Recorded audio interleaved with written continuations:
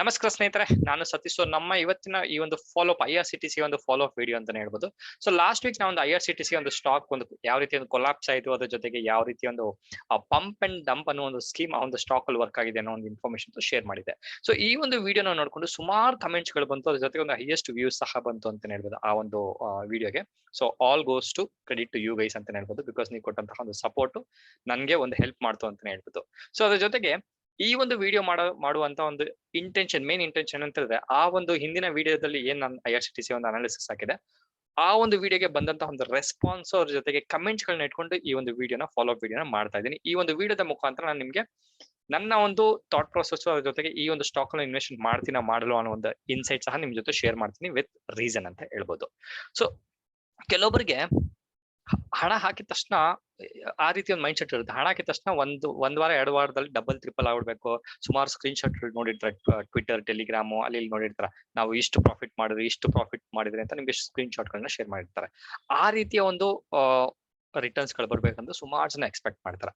ಆ ರೀತಿಯ ಒಂದು ಥಾಟ್ ಪ್ರೊಸೆಸ್ ನ ಯಾರು ಇಟ್ಕೊಂಡಿದ್ದಾರೆ ಅವರೇ ನಮ್ಮ ಈ ಮ್ಯಾನಿಪುಲೇಟರ್ಸ್ಗೆ ಮೇನ್ ಆಗಿರುವಂತ ಒಂದು ಬಲಿಕ ಬಕ್ರ ಅಂತ ಕರೀತಾರೆ. ಆ ರೀತಿಯ ಒಂದು ಕಮ್ಯುನಿಟಿ ಸಿಗ್ತಾರೆ ಅಂತಾನೆ ಹೇಳ್ಬೋದು. ಸೊ ಅದ್ರ ಜೊತೆಗೆ ಈ ಒಂದು ವಿಡಿಯೋದ ಮುಖಾಂತರ ನಿಮ್ಗೆ IRCTC ಅಲ್ಲಿ ನೀವೇನಾದ್ರೂ ಸ್ಟಾಕ್ ನ ಬೈ ಮಾಡಿದ್ರೆ ಇಟ್ಕೊಬೇಕಾ ಇಡಬಾರ್ದು ಅನ್ನೋದಕ್ಕಿಂತ ಮುಂಚೆ ನಿಮ್ಗೆ ಒಂದು ಈ ಒಂದು IRCTC ಒಂದು ಸ್ಟಾಕ್ ನಾನು ನಿಫ್ಟಿ ಅದ್ರ ಜೊತೆಗೆ ನೋಡಿ ವೀಕ್ಲಿ ಟೈಮ್ ಫ್ರೇಮು ನಿಫ್ಟಿ ಅದ್ರ ಜೊತೆಗೆ ರಿಲಯನ್ಸ್ ಜೊತೆ ಕಂಪ್ಯಾರಿಸನ್ ಮಾಡ್ತಾ ಇದೀವಿ.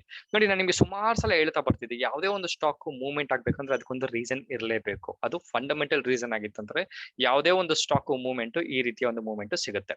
ಒಂದು 45 ಡಿಗ್ರಿ ಅಂತ ಈ ರೀತಿಯ ಮೂವ್ಮೆಂಟ್ ಸಿಕ್ಕರೆ which is a very good sign of long term investment ಅಂತ ಹೇಳ್ಬೋದು. ಸೊ ಬೆಸ್ಟ್ ಎಕ್ಸಾಂಪಲ್ ತಗೋತೀನಿ ನೋಡಿ, ನೀವು ರಿಲಯನ್ಸ್ ಒಂದು ಕಂಪ್ಯಾರಿಸನ್ ಮಾಡಿದ್ರೆ ಯಾವ ರೀತಿ ಒಂದು ಅಪ್ ಟ್ರೆಂಡ್ ಹೋಗಿದೆ ಅಂತಾನೆ ಹೇಳ್ಬೋದು. ಯಾಕೆಂತ ಹೇಳಿದ್ರೆ ಈ ಒಂದು ರಿಲಯನ್ಸ್ ಸ್ಟಾಕ್ ಯಾವ ರೀಸನ್ ಅಪ್ ಟ್ರೆಂಡ್ ಹೋಗಿದೆ ಅಂತ ನಿಮ್ಗೆ ಸುಮಾರು ಜನ ಗೊತ್ತಿರುತ್ತೆ. ಏನಂತ ಹೇಳಿದ್ರೆ, ಫೇಸ್ಬುಕ್ ಟೈ ಅಪ್ ಮಾಡ್ಕೊಂಡ್ರು, ಅಮೆಝಾನ್ ಅದ್ರ ಜೊತೆಗೆ ಗೂಗಲ್ ಅದ್ರ ಜೊತೆಗೆ ಮೈಕ್ರೋಸಾಫ್ಟ್ ಜೊತೆ ಟೈ ಅಪ್ ಮಾಡ್ಕೊಂಡ್ರು, ಅದ್ರ ಜೊತೆಗೆ ಜಿಯೋನ ಒಂದು ಯೂಸರ್ ಬೇಸ್ ಇನ್ಕ್ರೀಸ್ ಆಯ್ತು. ಇದು ಸುಮಾರು ಒಂದು back to back positive news ಬಂದ್ರು ಸಹ ನೀವು ನೋಡ್ಬೋದು ರಿಲಯನ್ಸ್ ಒಂದು ಪರ್ಫಾರ್ಮೆನ್ಸ್ ನೋಡ್ಬೋದು, ಯಾವ ರೀತಿ ಒಂದು ಪರ್ಫಾರ್ಮೆನ್ಸ್ ಹೋಗ್ತಿದೆ ಅಂತ ನೋಡ್ಬೋದು.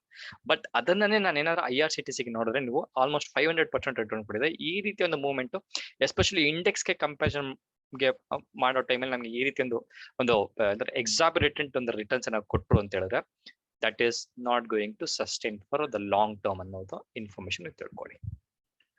ಏನಕ್ಕೆ ಅಂತ ಹೇಳ್ತಿದ್ದೀನಿ ಅಂತ ಹೇಳಿದ್ರೆ, ಯಾವುದೇ ಒಂದು ಸ್ಟಾಕ್ ಪಂಪ್ ಅಂಡ್ ಡಂಪ್ ಮಾಡ್ಬೇಕಾದ್ರೆ ನಮ್ಗೆ ಯಾವುದೇ ರೀತಿ ಒಂದು ಕ್ಲೂ ಬರೋದಿಲ್ಲ. ಸೊ ಸುಮಾರು ಜನ ಕೇಳಿದ್ರು, ಸರ್ ಪಂಪ್ ಅಂಡ್ ಡಂಪ್ ಮಾಡ್ಬೇಕಾದ್ರೆ ನೀವು 15 ದಿವಸದ ಮುಂಚೆನೆ ಹೇಳಿಲ್ಲ, ಇವಾಗ ಹೇಳ್ತಾ ಇದ್ದೀರಾ ಅಂತ ಕೆಲವೊಬ್ರು ಕಮೆಂಟ್ ಮಾಡಿದ್ರು. ಇನ್ನೊಬ್ರು ಕಮೆಂಟ್ ಮಾಡಿದ್ರು, ಎಲ್ಲ ಆದ್ಮೇಲೆ ಹೇಳಕ್ ನೀವೇ ಬೇಕಾ ಅಂತ ಕೆಲವೊಬ್ರು ಕಮೆಂಟ್ ಮಾಡಿದ್ರು. ಈ ರೀತಿ ಸುಮಾರು ಕಮೆಂಟ್ಸ್ ಗಳು ಬರ್ತಾ ಇದೆ. ಅದಕ್ಕೆ ನಾ ತಲೆ ಕೆಡ್ಸ್ಕೊಂಬಾರ್ದು ಅಂತ ಹೇಳ್ಬೋದು. ಯಾಕೆಂತ ಹೇಳಿದ್ರೆ ಯಾವುದೇ ಒಂದು ಪಂಪ್ ಅಂಡ್ ಡಂಪ್ ಸ್ಕೀಮ್ ಇರ್ಬೇಕಾದ್ರೆ ಸ್ನೇಹಿತರೆ, ಅವ್ರು ನನ್ಗೆ ನಿಮ್ಗೆ ಇನ್ಫಾರ್ಮೇಶನ್ ಕೊಟ್ಟು ಅವರು ಪಂಪ್ ಅಂಡ್ ಡಂಪ್ ಮಾಡೋದಿಲ್ಲ. ಬಟ್ ಏನಕ್ಕೆ ಹೇಳ್ತಾ ಇದೀನಿ ಅಂತ ಹೇಳಿದ್ರೆ, ಆ ರೀತಿ ಇನ್ಫಾರ್ಮೇಶನ್ಸ್ ಕೊಟ್ಬಿಟ್ರೆ ನೀವು ಕೇರ್ಫುಲ್ ಆಗ್ಬಿಡ್ತಾರೆ, ಇನ್ವೆಸ್ಟ್ಮೆಂಟ್ ಮಾಡ್ತಾರೆ, ಆಬ್ವಿಯಸ್ ಇನ್ವೆಸ್ಟ್ಮೆಂಟ್ ಮಾಡೋದಿಲ್ಲ. ಸೊ ನಾನ್ ನಿಮ್ಗೆ ಏನ್ ಸಜೆಷನ್ ಕೊಡ್ತಾ ಇದೀನಿ ಅಂತ ಹೇಳಿದ್ರೆ, ಆ ರೀತಿಯ ಸ್ಟಾಕ್ ಗಳು ನಿಮ್ಮ ರಡಾರ್ ಅಲ್ಲಿ ಇತ್ತು ಅಂತ ಹೇಳಿದ್ರೆ ನೀವು ಚಾರ್ಟ್ ಅನಾಲಿಸಿಸ್ ಅವ್ರ ಜೊತೆಗೆ ಆ ಒಂದು ಸ್ಟಾಕ್ ಯಾವ ರೀತಿ ಮೂವ್ಮೆಂಟ್ ಆಗ್ತಿದೆ ಅಂತ ನೋಡ್ಕೊಂಡು ಇನ್ವೆಸ್ಟ್ಮೆಂಟ್ ಮಾಡೋದು which is a very good sign. ಅದನ್ನ ಬಿಟ್ಟು ಯಾವುದೇ ಒಂದು ಸ್ಟಾಕ್ ಅಲ್ಲಿ ಪಂಪ್ ಅಂಡ್ ಡಂಪ್ ಇದೇ ರೀತಿ ಆಗ್ತಿದೆ ಅನ್ನೋ ಒಂದು ಹಿಂಟು ಅಥವಾ ಇದೇ ರೀತಿ ಆಗ್ತಿದೆ ಅಂತ ನಾವು 100% ಹೇಳಕ್ಕೆ ಸಾಧ್ಯ ಆಗೋದಿಲ್ಲ. ಅದ್ರ ಜೊತೆಗೆ ಯಾವ ಒಂದು ಟೈಮ್ ಫ್ರೇಮ್ ಅಲ್ಲಿ ಅಥವಾ ಯಾವ ಒಂದು ದಿವಸಗಳಲ್ಲಿ ಆ ಒಂದು ಸ್ಟಾಕ್ ಡಂಪ್ ಆಗುತ್ತೆ ಅನ್ನೋದು ಸಹ ಯಾವುದೇ ಇನ್ಫಾರ್ಮೇಶನ್ ನಮಗೆ ಪಬ್ಲಿಕ್ ಸಿಕ್ಕೋದಿಲ್ಲ. ಅದು ಗೊತ್ತಿರೋದು ಮ್ಯಾನಿಪುಲೇಟರ್ಸ್ ಮತ್ತೆ ಗ್ರೂಪ್ ಆಫ್ ಮ್ಯಾನಿಪುಲೇಟರ್ಸ್ಗೆ ಮಾತ್ರ. ಓಕೆ, ಅದ್ರ ಜೊತೆಗೆ ಸುಮಾರು ಜನ ಕೆಲವೊಂದು ಇನ್ಫಾರ್ಮೇಶನ್ಸ್ ಕೇಳ್ತಾ ಬಂದ್ರು. ಅದರಲ್ಲಿ 2 ಕಮೆಂಟ್ ಆಲ್ರೆಡಿ ಹೇಳಿದ್ದೀನಿ, which is a very valid question ಅಂತ ಅಥವಾ ಕಮೆಂಟ್ ಅಂತ ಹೇಳ್ಬೋದು, ಅದಕ್ಕೆ ಆನ್ಸರ್ ಮಾಡಿದೀನಿ. ಅದ್ರ ಜೊತೆಗೆ ಈ ಪಂಪ್ ಅಂಡ್ ಡಂಪ್ ಅನ್ನೋ ಒಂದು ಸ್ಕೀಮ್ ಸ್ನೇಹಿತರೆ, ಒಂದು ಸುಮಾರು ಪ್ರಾಬಬ್ಲಿ ಒಂದು 5 ವರ್ಷದ ಹಿಂದಿನ ಒಂದು ಸಿಚುವೇಶನ್ ಹೇಳ್ತಾ ಇದೀನಿ. ಬರೀ ಪೆನ್ನಿ ಸ್ಟಾಕ್ ಅಲ್ಲಿ ಅಷ್ಟೇ ನಡೀತಾ ಇತ್ತು ಈ ನಮ್ಮ ಪಂಪ್ ಅಂಡ್ ಡಂಪ್ ಅನ್ನೋ ಒಂದು ಸ್ಕೀಮ್. ಬಟ್ ಈಗ ಏನಾಗಿದೆ ಅಂತಂದ್ರೆ, ಸುಮಾರು ನಿಫ್ಟಿ 50, ನಿಫ್ಟಿ 100 ಒಂದು ಸ್ಟಾಕ್ ಎಕ್ಸ್ಕ್ಲೂಡಿಂಗ್ ಅಂತಾನೆ ಹೇಳ್ಬೋದು. ಅದ್ರ ಜೊತೆಗೆ BSE ಒಂದು A ಕೆಟಗರಿ ಸ್ಟಾಕ್ ನ ಬಿಟ್ಟು ಸುಮಾರು ಸ್ಟಾಕ್ ಗಳು, ಕ್ವಾಲಿಟಿ ಸ್ಟಾಕ್ ಗಳು ಸಹ ಈ ಪಂಪ್ ಅಂಡ್ ಡಂಪ್ ಸ್ಕೀಮ್ ನಡೀತಿದೆ ಅಂತಾನೆ ಹೇಳ್ಬೋದು. ಸೊ ನಾಳಿನ ಮತ್ತೊಂದು ವಿಡಿಯೋದಲ್ಲಿ ನಿಮ್ಗೆ ಎಕ್ಸ್ಪ್ಲನೇಷನ್ಸ್ ಕೊಡ್ತೀನಿ ಪಂಪ್ ಅಂಡ್ ಡಂಪ್ ಸ್ಕೀಮ್ ಹೆಂಗ್ ವರ್ಕ್ ಆಗುತ್ತೆ. ನಾನು ಆಲ್ರೆಡಿ ನನ್ನ ಒಂದು ಚಾನಲ್ ಅಲ್ಲಿ ಪಂಪ್ ಅಂಡ್ ಡಂಪ್ ಹೆಂಗ್ ಏನು ಒಂದು ಬೇಸಿಕ್ ಇನ್ಫಾರ್ಮೇಶನ್ ಕೊಟ್ಟಿದ್ದೀನಿ.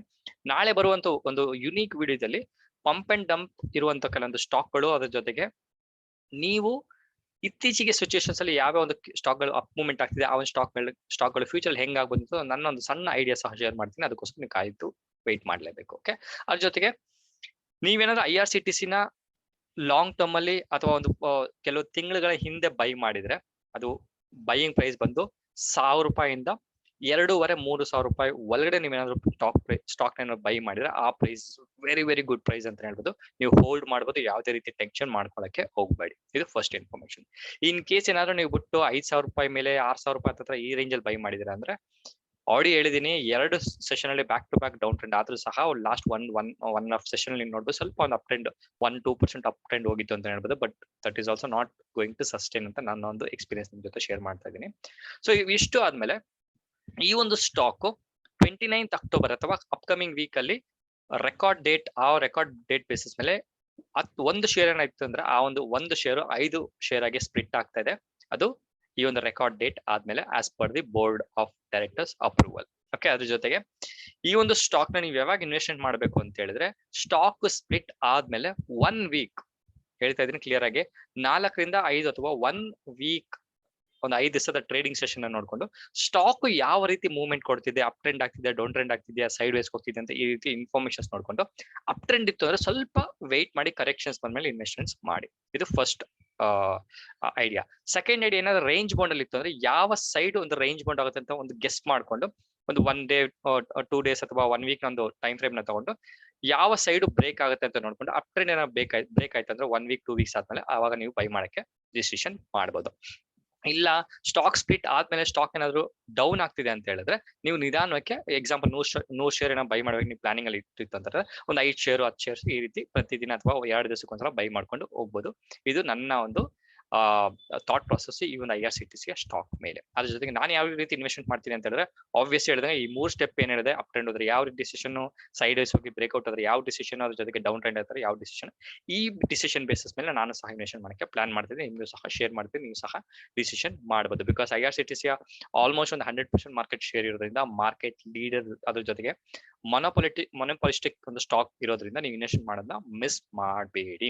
ಅದ್ರ ಜೊತೆಗೆ ಯಾವ ಪ್ರೈಸ್ಗೆ ಸತೀಶ್ ಅವರು ಇನ್ವೆಸ್ಟ್ ಮಾಡಬೇಕು ಅಂತ ಹೇಳಿದ್ರೆ ನನ್ನ ಒಂದು ರಿಸರ್ಚ್ ಪ್ಲಸ್ ಒಂದು ನಾಲೆಜ್ ಬೇಸಿಸ್ ಮೇಲೆ ಈ ಒಂದು ಸ್ಟಾಕ್ 350 ಅಥವಾ 400 ಅಂತ ರೌಂಡ್ ಫಿಗರ್ 400 ರೂಪಾಯಿಂದ 700 ಅಥವಾ 600ರಿಂದ 700 ರೂಪಾಯಿ ಈ ಒಂದು ಪ್ರೈಸ್ ರೇಂಜ್ ಅಲ್ಲಿ ಸ್ಪ್ಲಿಟ್ ಆದ್ಮೇಲೆ ಸಿಕ್ತು ಅಂದ್ರೆ ಖಂಡಿತವಾಗಿ ನೀವು ಇನ್ವೆಸ್ಟ್ ಮಾಡಕ್ಕೆ ಡಿಸಿಷನ್ ಮಾಡಬಹುದು.